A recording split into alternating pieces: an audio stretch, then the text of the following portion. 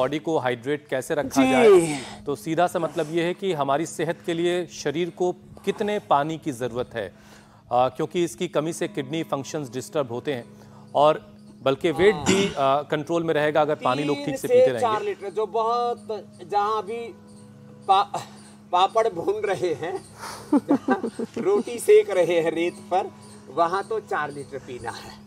और जो है हरिद्वार में 3 लीटर तक गुजारा हो जाएगा। जिनको किडनी की प्रॉब्लम है उनको 1.5 लीटर पीना, उनको गर्मी से बचना है। ठीक है भाई साहब। वैसे इस भाई साहब ने तो कमाल कर दिया। क्या नाम है? अमरजीत। अब तुम अमर रहोगे। इसका 2 से ऊपर बढ़ा, तुरंत हरिद्वार की तरफ दौड़ा है। लोग लीवर, किडनी, पेनक्रियास जब पूरा ध्वस्त हो जाता है तब यहाँ पतंजलि वेलनेस योगाग्राम निरामय में आते हैं। कुछ पहले ही समझदार हैं, अमरजीत की तरह आ जाते हैं। इन्होंने अपना क्रिएटिनिन अब नॉर्मल कर लिया। 2 से नीचे नॉर्मल ही होता है, घबराना नहीं। 2.7 से अब पुनी 2 हो गया है। अब 1-2 सप्ताह में 1.5 आ जाएगा। ये हमारा पूरा cell line trial, animal trial, human trial का पूरा निष्कर्ष है। सिंथेटिक दवाइयाँ खाने से, ज़्यादा नमक, ज़्यादा मीठा और जितना भी ये अनहेल्दी फूड, अनहेल्दी थॉट्स, गलत आहार, गलत विचार, ये तो बड़े खतरनाक है दोनों। ये तो मोटापा के लिए बता दिया। अच्छा स्वामी जी, एक चीज और है, बड़ा दिलचस्प है ये। डाइनिंग टेबल पे या घर में खाना खाते वक्त खोटी जैसे ही किसी के मुंह में कंकड़ आता है ना, तो वो फौरन से भागता है। और ये भी होता है कि भाई ये कंकड़ अगर पेट में चला गया तो पथरी बन जाएगी। तो जरा ये बताइए कि एक तो ये कि पानी की कमी के वजह से पथरी कैसे बनती है, और ये जो कंकड़ पत्थर लोग खा लेते हैं उसका क्या होता है? ये कंकड़ पत्थर तो टॉयलेट के माध्यम से ही निकल जाते हैं। जो है देखो, मैंने शौच के माध्यम से। खून में कैल्शियम ज़्यादातर 99% किडनी की, पेनक्रियाज की, गले की, पूरे शरीर में, यहाँ हार्ट में, ब्रेन में, ये जो जमते हैं ना कंकड़ पत्थर, ये जमते कैल्शियम से। कैल्शियम डिपोजिशन होता है। तो जो कंकड़ पत्थर चला जाता है रेत रात, महात्मा गांधी तो 1 चम्मच मिट्टी खाया करते थे पेट के लिए। तो यहाँ एक बाबा जी थे, मैंने टीवी पर कोई शो देखा, पता नहीं किसी ने बना रखा था, वो रोज 100-200 ग्राम मिट्टी खाते बाबा जी हमारे। खैर, तो कंकड़ पत्थर तो ऐसे निकल जाएंगे। तो जिनको भी पथरी बार बार बनती है, वो कैल्शियम वाली जो डाइट है उसको थोड़े दिन रिड्यूस कर दे। थोड़े दिन दही छाछ, थोड़े दिन जिनमें ज़्यादा कैल्शियम होता है, वो चाहे वो सिंघाड़ा हो, चाहे राजगिरा चौलाई हो, जो ज़्यादा रिच कैल्शियम वाले फूड हैं उनको अवॉइड करें। ये देखो पीछे पत्थर चटा रखा है। बोले बाबा जी आपने मेरी तरफ तो देखा ही नहीं। ये पत्थर चटा, फिर हमने लिथोम, अश्मरिहर क्वाथ, अश्मरिहर रस, ये बड़ा ज़बरदस्त है। और जो गोखरू कुलथ, इसका काढ़ा पिला देते हैं। कितने ही पत्थरी जमीन। और फिर ये जो गाल ब्लैडर की स्टोन होती है, ये होती है कोलेस्ट्रॉल से।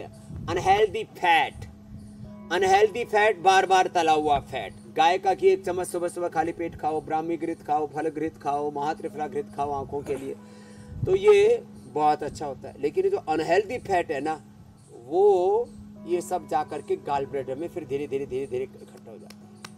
हमारा गाल ब्लैडर तो बच्चे जैसा है, क्योंकि हम अनहेल्दी फैट खाते नहीं। स्वामी जी चलिए, ये तो समझ में आ गया ज्यादा कि कैसे कपालभाति के स्ट्रोक लगाते हैं। गॉल ब्लैडर में या फिर किडनी में कैसे पथरी बनती है और उसको कैसे निकालना, वो भी आपने बताया Swami ji.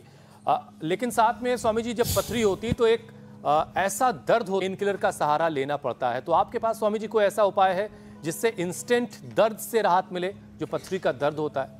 Natural pain killer है ये पत्थर चटा, नेचुरल पेन हिलर है ये पॉइंट। हथेली के बीच में ऐसे दबाओ,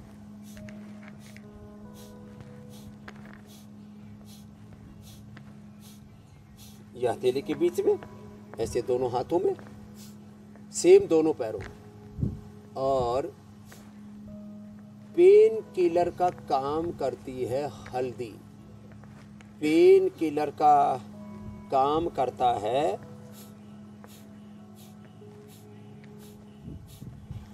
ये जितने भी शिलाजीत है, हल्दी है, लहसुन है और सरगवा है, और एक ये जो आजकल अब शुरू हो गए हैं मकई के भुट्टे, ये जो है ना, यहाँ पर भी मकई लगा रखी है, अभी छोटे छोटे आ गए हैं। मकई खाओ, जैसे कहते हैं आम काम गुठली को। और विटामिन डी, B12 सबसे ज़्यादा होता है, विटामिन डी, B12 और बी कॉम्प्लेक्स। आम खाओ, आम की गुठली को रख लो, हल्का सा उसको सेक करके, हल्का सा रोस्ट करके रख लेना। गुजरात में तो उसका मुखवास बना के खाते हैं लोग, आम की गुठली। और जामुन की गुठली डायबिटीज़ के लिए। ऐसे ही भुट्टा खाओ, उससे B12 मिलेगा, उससे पूरा कैल्शियम और पूरा बहुत रिच फूड है, उसकी फूड वैल्यू बहुत अच्छी है मकई की।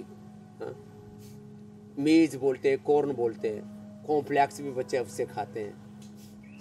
तो इसका ये जो भुट्टा है ना, ये हमारे बच्चे ने ला करके रख दिया, भुट्टा का अंदर का रेशा, इसको उबाल करके पिए, किडनी के लिए रामबाण है। हाँ, बहुत ही जोरदार है। और कपालभाति, भुट्टे के दाढ़ी के ज्यादा बाल। पीना। मूली एकदम से इंस्टेंट बेनिफिट देती है। मूली और जौ का पानी, मूली का रस।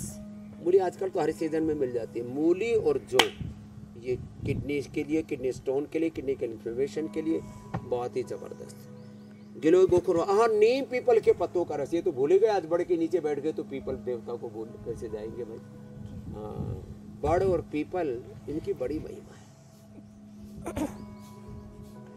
स्वामी जी, किडनी स्टोन की वजह से कई बार यूरिन में ब्लॉकेज की भी प्रॉब्लम हो जाती है, तो यूरिन ब्लॉकेज की दिक्कत ना हो, यूरिन क्लियरली पास हो, उसके लिए क्या करना चाहिए?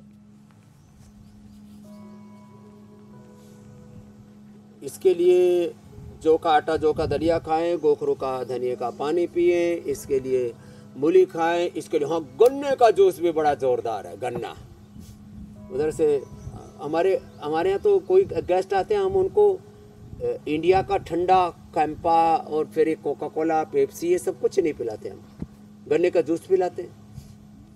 हाँ, गन्ने का जूस लीवर के लिए, किडनी के लिए, और बहुत अच्छा इसको आयुर्वेद में कहा जाता है मूत्रल।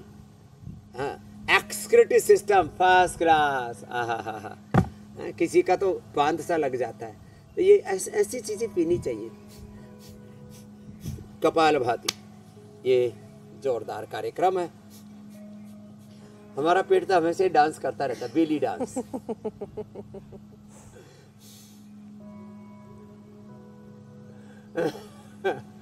ये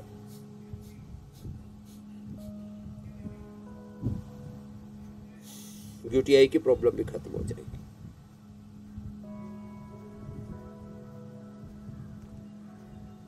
ज़्यादा पेशाब में जलन हो जाए तो आयुर्वेद में चंदनासव पिलाते हैं, ठंडे दूध में, ठंडे पानी में वो शहद भी डाल के पिलाते हैं, हनी। जबरदस्त, गुजराती में मध बोलते हैं, हनी।